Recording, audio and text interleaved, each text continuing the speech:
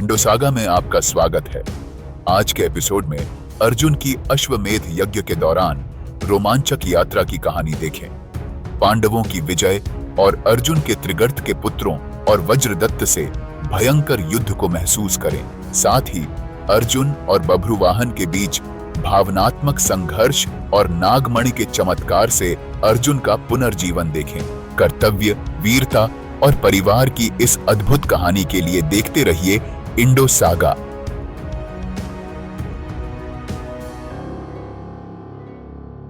कृष्ण परंतप अपने मंत्रियों के साथ पांडवों के आगमन पर उनका स्वागत करने जाते हैं। पारंपरिक अनुष्ठानों का आदान प्रदान करने के बाद पांडव और वृष्ण एक साथ हस्तिनापुर में प्रवेश करते हैं। उनकी आवाजें और रथ के पहिए हवा में भर जाते हैं। पांडव धृतराष्ट्र के पास जाते हैं, उनके पैर छूते हैं और अपनी घोषणा करते हैं। वे गांधारी, कुंती, विदुर और युयुत्सु को सम्मान देते हैं, जिसके बाद कई अन्य लोग उनका सम्मान करने आते हैं। परीक्षित के चमत्कारी जन्म की खबर सुनकर क्षत्रिय खुशियां मनाते हैं और कृष्ण के दिव्य कृत्य की प्रशंसा करते हैं। इसके तुरंत बाद व्यास हस्तिनापुर पहुंचते हैं और कुरु राजकुमार वृष्ण और अंधक के साथ उनकी पूजा करते हैं। अपनी बातचीत के दौरान युधिष्ठिर ने अश्वमेध यज्ञ करने के लिए लाए गए खजाने का उपयोग करने की इच्छा व्यक्त की और भव्य अनुष्ठान के लिए व्यास का आशीर्वाद मांगा। व्यास ने युधिष्ठिर को अश्वमेध यज्ञ करने की अनुमति दी और उन्हें आश्वासन दिया कि यह युद्ध के पापों को धो देगा। तब युधिष्ठिर व्यास से सलाह लेते हैं और कृष्ण के पास जाते हैं। उनकी सफलता में उनकी भूमिका के लिए उनकी प्रशंसा करते हैं और कृष्ण से यज्ञ के लिए यजमान बनने का अनुरोध करते हैं। युधिष्ठिर ने अपना विश्वास व्यक्त किया कि कृष्ण धर्म के अवतार होने के नाते बलिदान के माध्यम से उन्हें शुद्ध करेंगे। जवाब में कृष्ण युधिष्ठिर की धार्मिकता को स्वीकार करते हैं और यज्ञ में सहायता करने के लिए सहमत होते हैं और युधिष्ठिर द्वारा सौंपी गई किसी भी भूमिका को निभाने की पेशकश करते हैं। उन्होंने आश्वासन दिया कि भीम, अर्जुन, नकुल और सहदेव भी पवित्र समारोह में भाग लेंगे। युधिष्ठिर ने व्यास से सही समय आने पर उन्हें अश्वमेध यज्ञ के लिए दीक्षित करने के लिए कहा। व्यास यह कहते हुए सहमत हुए कि दीक्षा चैत्र की पूर्णिमा को होगी। वह युधिष्ठिर को यज्ञ के लिए सब कुछ तैयार करने और यज्ञ के लिए एक योग्य घोड़े का चयन करने का निर्देश देते हैं। युधिष्ठिर ने सभी आवश्यक वस्तुओं को इकट्ठा करते हुए व्यास के निर्देशों का परिश्रम पूर्वक पालन किया। जब सब तैयार हो गया तो व्यास ने युधिष्ठिर से कहा कि दीक्षा लेने और घोड़े को शास्त्र के अनुसार पृथ्वी पर घूमने के लिए छोड़ने का समय आ गया है। युधिष्ठिर सहमत हो गए और व्यास को व्यवस्था की देखरेख करने का दायित्व सौंपा। युधिष्ठिर ने व्यास से पूछा कि यज्ञ के घोड़े की रक्षा किसे करनी चाहिए। व्यास सलाह देते हैं कि सबसे महान धनुर्धर और शत्रुओं के विजेता अर्जुन को घोड़े की रक्षा करनी चाहिए, क्योंकि वह अकेले ही दुनिया भर में इसकी रक्षा करने में सक्षम है। दिव्य हथियारों में मजबूत और कुशल अर्जुन को राजाओं को यज्ञ में आमंत्रित करते समय घोड़े को स्वतंत्र रूप से घूमने देने का काम सौंपा गया है। युधिष्ठिर का अर्जुन को संघर्ष से दूर रहकर सभी राजाओं से मित्रतापूर्ण संबंध स्थापित करने का उपदेश।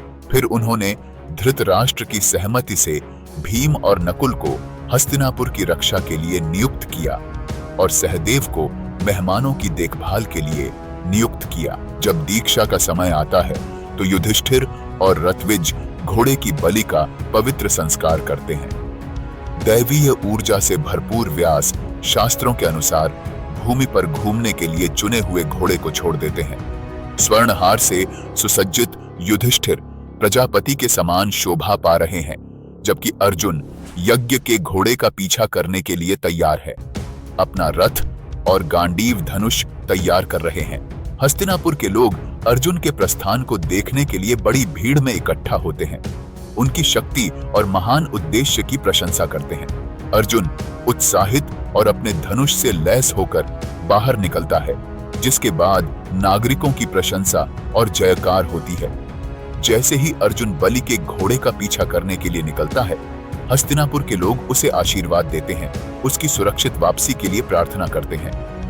भीड़, जो उसे देखने में असमर्थ थी, उसके गांडीव धनुष की शक्तिशाली टंकार सुनती है और उसकी सफलता के लिए अपनी हार्दिक शुभकामनाएं देती है। याज्ञवल्क्य का एक शिष्य अन्य ब्राह्मणों और क्षत्रियों के साथ शुभ संस्कार करने के लिए अर्जुन के साथ जाता है। घोड़ा स्वतंत्र रूप से घूमता है और महान योद्धा अर्जुन घोड़े को चुनौती देने वाले राजाओं के खिलाफ कई लड़ाइयों में शामिल होते हैं, जिनमें कुरुक्षेत्र युद्ध में नुकसान का बदला लेने वाले लोग भी शामिल हैं। अर्जुन को त्रिगर्तों के पुत्रों और पौत्रों के साथ एक भयंकर युद्ध का सामना करना पड़ता है, जो कुरुक्षेत्र के बाद भी शत्रुतापूर्ण होकर बलि के घोड़े को पकड़ने का प्रयास करते हैं। हालांकि अर्जुन पहले उन्हें समझाने की कोशिश करते हैं, लेकिन वे बाणों से जवाब देते हैं। उन्हें छोड़ देने की युधिष्ठिर की विनती को याद करते हुए अर्जुन ने त्रिगर्तों को रुकने की चेतावनी दी, लेकिन जब वे नहीं माने तो उन्होंने तेजी से तीरों की बौछार से उनके राजा सूर्यवर्मन को हरा दिया। अन्य त्रिगर्त योद्धा निडर होकर गरजते रथों और भारी बाणों से अर्जुन पर आक्रमण करते हैं, लेकिन अर्जुन सहजता से उनके हमलों को कम कर देते हैं। सूर्यवर्मन का भाई केतुवर्मन अर्जुन पर हमला करता है, लेकिन अर्जुन तुरंत तीरों की सटीक बौछार से उसे मार गिराते हैं। अर्जुन का सामना कुशल त्रिगर्त राजकुमार धृतवर्मन से होता है, जो अपने तेज और लगातार तीर के हमलों से उसे प्रभावित करता है। अर्जुन के संयम के बावजूद धृतवर्मन ने एक भयंकर प्रहार किया, जिससे अर्जुन का गांडीव थोड़ी देर के लिए गिर गया। अपनी सफलता पर हंसते हुए युवा राजकुमार ने अर्जुन के क्रोध को भड़का दिया। अर्जुन स्वस्थ होकर धृतवर्मन और उसकी सेना को परास्त करते हुए बाणों का घातक तूफान चलाता है।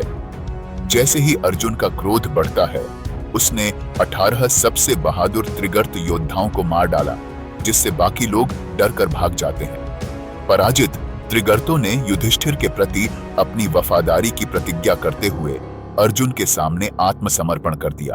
अर्जुन ने उनकी जान बख्शते हुए उनकी अधीनता स्वीकार कर ली। अश्वमेध घोड़ा प्रागत ज्योतिष के क्षेत्र में भटकता है, जहां भगदत्त के पुत्र राजा वज्रदत्त उसे पकड़ लेते हैं। अर्जुन तेजी से पीछा करता है और वज्रदत्त अर्जुन के बाणों से अभिभूत होकर घोड़े को छोड़ देता है और पीछे हट जाता है। लड़ने के लिए दृढ़ संकल्पित वज्रदत्त पूर्ण कवच में एक विशाल क्रोधित युद्ध हाथी पर सवार होकर लौटता है। युवा अहंकार के साथ वज्रदत्त ने अर्जुन को अकेले युद्ध के लिए चुनौती दी। उनका हाथी जोश और क्रोध से भरकर अर्जुन पर पर्वत की भांति टूट पड़ता है। अविचलित अर्जुन दृढ़ खड़ा है, वज्रदत्त और उसके भयानक जानवर का सामना करने के लिए तैयार है।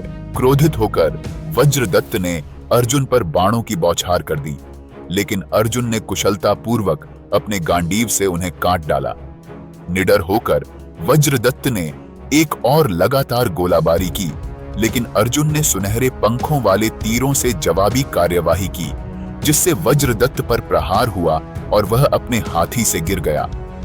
घायल होने के बावजूद वज्रदत्त फिर से खड़ा हो जाता है और लड़ना जारी रखता है।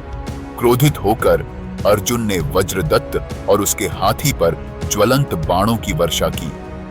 युद्ध तीव्र होने पर गंभीर रूप से घायल शक्तिशाली जानवर का अत्यधिक खून बह रहा है, जो लाल धब्बों वाली धाराओं के साथ बहने वाले पहाड़ जैसा दिखता है। 3 दिनों तक अर्जुन और वज्रदत्त ने इंद्र और वृत्र के बीच प्राचीन द्वंद्व युद्ध के समान भयंकर युद्ध किया। चौथे दिन वज्रदत्त अपने पिता भगदत्त की मृत्यु का बदला लेने के लिए दृढ़ संकल्पित होकर अपने शक्तिशाली हाथी को आगे बढ़ाते हुए भयंकर दहाड़ के साथ अर्जुन को चुनौती देता है। वह महान पशु अर्जुन पर आक्रमण करता है, उस पर भयंकर प्रहार करता है और वज्र के समान गर्जना करता है।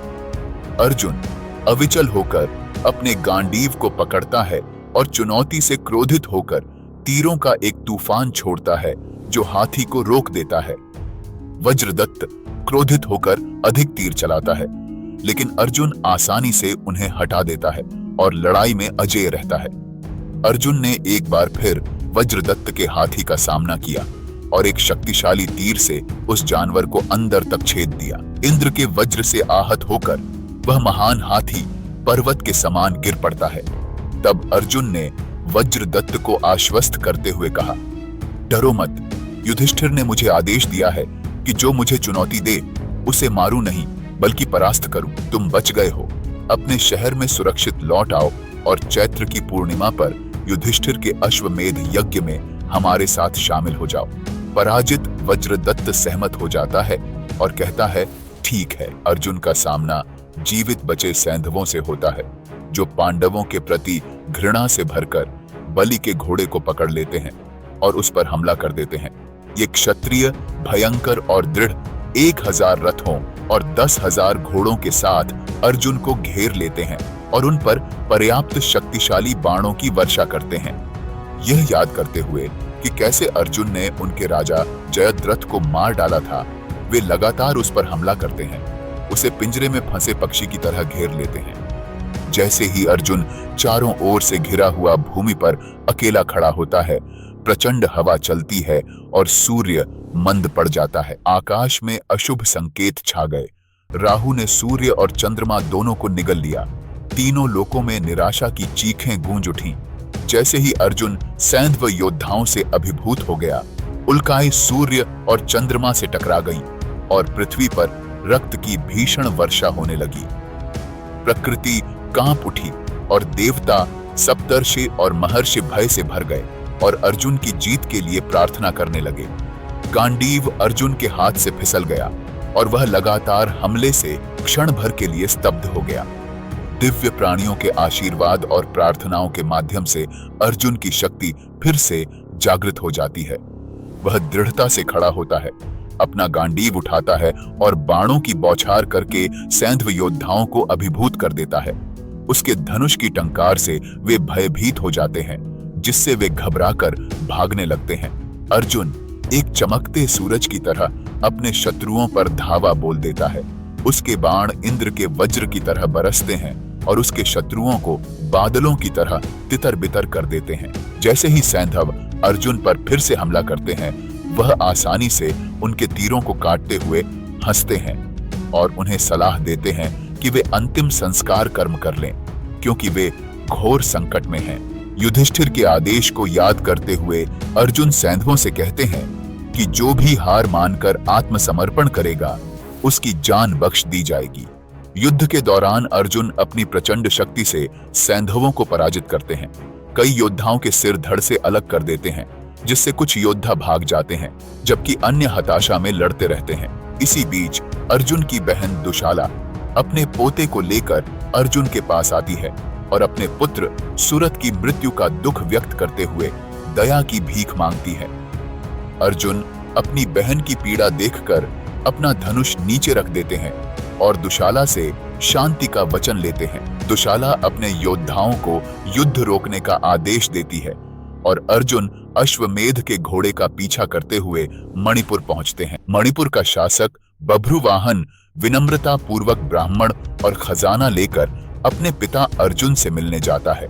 हालांकि अर्जुन ने इस शांतिपूर्ण स्वागत को अस्वीकार करते हुए क्षत्रिय धर्म को त्यागने और लड़ने से इनकार करने के लिए गुस्से में उसे फटकार लगाई। अर्जुन ने बभ्रुवाहन पर अपमानजनक व्यवहार करने का आरोप लगाते हुए उसे चुनौती दी। यह सुनकर बभ्रुवाहन की मां चित्रांगदा और नागा राजकुमारी उलूपी पृथ्वी से बाहर आती हैं और अपने बेटे को अपने पिता से लड़कर अपना क्षत्रिय कर्तव्य पूरा करने के लिए प्रोत्साहित करती हैं। उसके शब्दों से प्रेरित होकर बभ्रुवाहन अनिच्छुक होते हुए भी अपनी मां के निर्देशानुसार अर्जुन के खिलाफ हथियार उठाने के लिए तैयार हो जाता है।